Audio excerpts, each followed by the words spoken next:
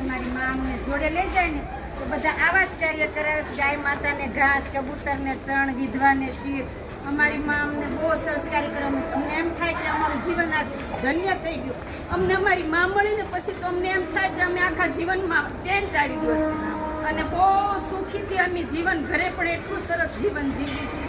એમાં જે આ દાન પુણ્ય અને ધર્મ કર્મ કરાવે છે ને એમાં તો તમને અનેરો આનંદ આવે છે. ગૌશાળામાં આવ્યા પછી તો અમને ગૌ માતાના ઓલેથી તો અમને એક નવી ઉર્જા મળે છે. અમને એમ થાય છે કે એક મને અહીંયા આવ્યા પછી અમારા શરીરમાં રોગ દોગ બધું ચાલ્યું જાય છે સમયની અંદર.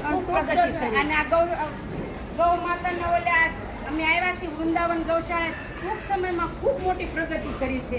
અને બધા જ અહીંયા આવજો. પોતાના દીકરાની બર્થડે હોય કે કોઈ પણ વસ્તુ તમારા ઘરમાં કોઈ વયું ગયું હોય વડીલ તો એની માહે દાન પુણ્ય ધર્મ કરો તો વૃંદાવન ગૌશાળામાં જરૂર એક વખત મુલાકાત લેવાની છે. અમારી આ બીજી મુલાકાત છે. અમારું હંસવાહિની બ્રહ્માણી માતા મહિલા મંડળ છે અમારું. અમે બધા બહેનો અહીંયા સેવા કરવા આવી છીએ. મહિને 131 બહેનોનું મંડળ છે. અમારી માતા, અમારા બા રીટાબા હારી અમે અહીંયા આવી એમની સેવા કરી. અમને અનેરો આનંદ થાય છે. બા તમને કેટલી જગ્યા લઈ જાય છે? બા અમને કોઈ વર્ણન જ નથી. અનેક જગ્યાએ ભગવતી દાન ધર્મ ને કર્મ કરાવે છે. આપણા લલાટે લખેલા લેખ કોઈ મિથ્યા નથી કરી શકવાના.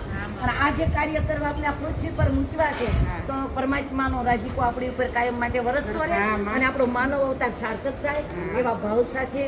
અને આ શ્રી વૃંદાવન જીવદયા ગૌશાળા ટૂંક સમયની અંદર ખૂબ પ્રગતિ કરી અને ભાઈઓ તન મન ધનથી ખૂબ સરસ રીતે સેવા નિભાવી રહ્યા છે.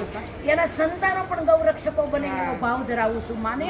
અને કાયમ માટે હે ગૌ માતા મારી બ્રહ્માણી માને કહું છું કે આજે તન મન ધનથી આ સ્વરૂડાએ ગૌશાળા ઊભી કરીને આ દાનેશ્વરી કોઈ બી કરણો હોય એના ઘરની અંદર કાયમ માટે લક્ષ્મી રૂપે તમે રહેજો. બોલીએ ગૌ માતા.